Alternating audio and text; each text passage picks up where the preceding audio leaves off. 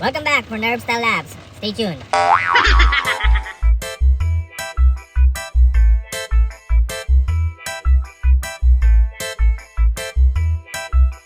Hello mga boss, nandito na naman tayo. Another yugto na naman ng Nerve Style Labs. Ayan, kakarating ko lang dito sa bahay kasi nandito yung mag-ina ko sa work and school. Umuulan siya ngayon.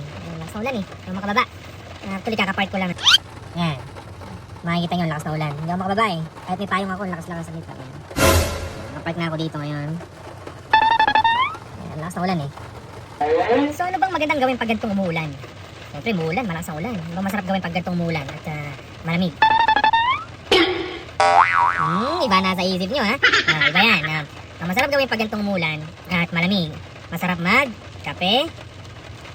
Gawa ka ng champurado, mga ganyan, o lugaw, ganyan, goto. Yung mga literal na ginagawa sa Philippines pag maulan, di ba? Goto, soup, mga ganyan, noodles. Siguro yan ang ating gagawin ngayong araw na to. Hindi lang ako makababa. Kasi ano nga, lakas na ulan eh. Maganda rin tong umuulan dito ngayon sa part ng Alberta, dito sa Edmonton. Kasi yearly. Sabi natin yearly nga yan. Lagi may forest fire.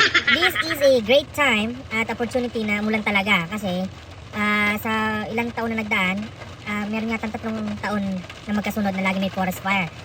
The worst was, I think that was last year. I don't remember, probably last year. It was during the summertime. It was really hot. Talagang natupok ng apoy ang part ng Jasper, Alberta. Dahil sa sobrang init dito sa Canada. At hindi siya masyadong maulan noon. Nakaligtas naman yung mga tao doon. Meron man siguro nagkaroon ng mga sugatan, hindi naman siguro ganun ka-worse. Kaya lang siyempre, yung mga ari-arian nila doon, talagang natupok talaga ng apoy. Ngayon, maganda tong panahon na to ngayon kasi umuulan siya. Yung maganda rin sa kung kayo may mga bahay din sa Canada. Ayun, tulad ko, may bahay na ako sa Canada. Maganda yan kasi at least nadidiligan yung mga dried na mga damo. Kasi pag yan nagtuloy-tuloy na naarawan at talagang sobrang init, pag sobrang dry na ng damo, mahangin pa dito syempre, nag-i-start doon yung fire. So, hindi lang naman forest fire kasi nangyayari din sa mga bahay-bahay dito kasi pag sobrang init, dry yung paligid ng bahay at may damo ka, mahangin, mag-i-start talaga ng apoy. So, tutupukin talaga yung bahay mo. So, yung mga properties mo, di ba? Saka, maganda nga, ang advice ko lang din, pagka ganyang gusto dito, uso ang forest fire, madalang ang ulan. Swerte na lang tayong araw na to, o sa araw-araw ng couple days na lumipas, ilang araw ng umulan. So, ang advice ko lang, kung kayo may mga property dito, tulad ng bahay, ganyan, meron ng sariling bahay dito sa Canada, ang masasabi ko lang, avoid nyo yung, maglinis kayo sa bakuran nyo. Talagang linisin yung mga, kung kayo may puno sa likuran ng bahay nyo, sa backyard nyo, clean up. Parang 3 to 5 times yata yun in a year. Parang inaano nila ng spring and fall. Kasi, di ba, syempre pag spring, mga natabunan ng snow, natuno ng snow, linisin yung backyard mo para malinis mo yung mga patay na mga dead leaves, right? Then, yun. So, ilalagay mo siya sa clear garbage bag, lalagay mo sa ready mo doon kasi pipick upin ng waste management. Yun ang gagawin mo pagka, kung alam mo naman na nakatira ka dito sa ganitong province ng Canada, na alam mong uso ang forest fire, makakatulong ka na rin doon, syempre, na ma-avoid yung forest fire.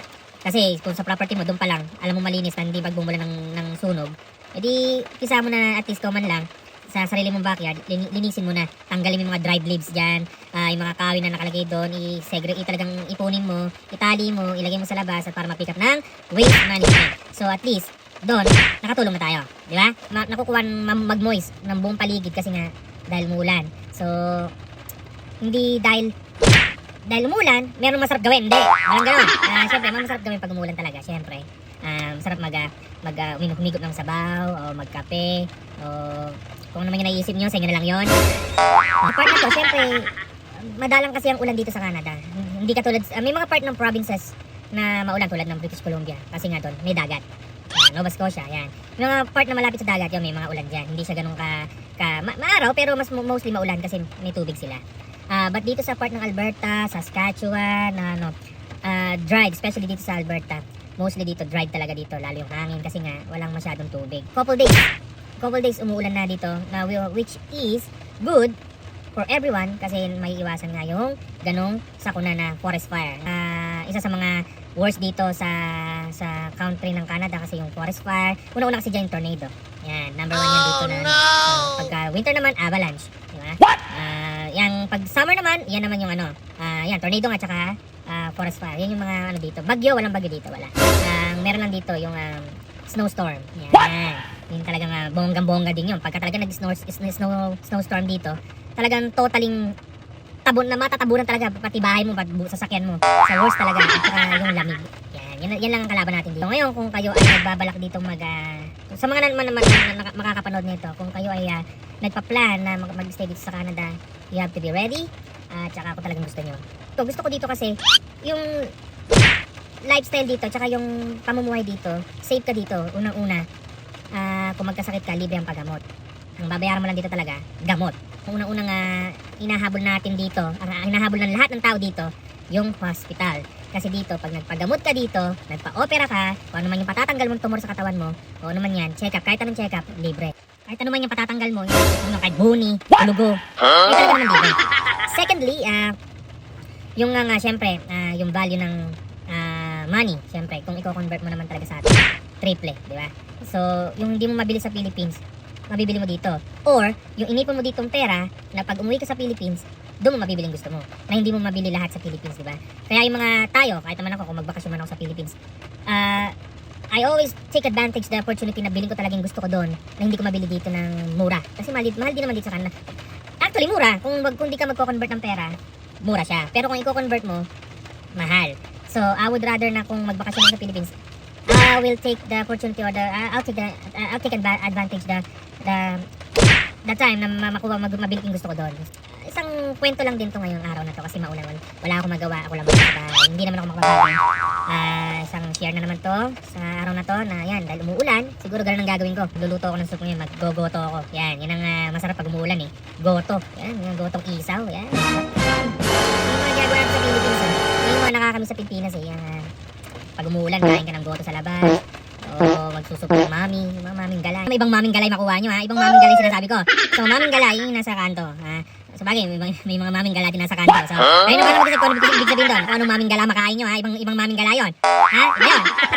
Kung nagustuhan nyo to, itong part ng episode na to, just follow, share, like. Kung nagugustuhan nyo itong mga kwento ko, konting share lang din, siyempre. At yep. I will see you next time. Bye!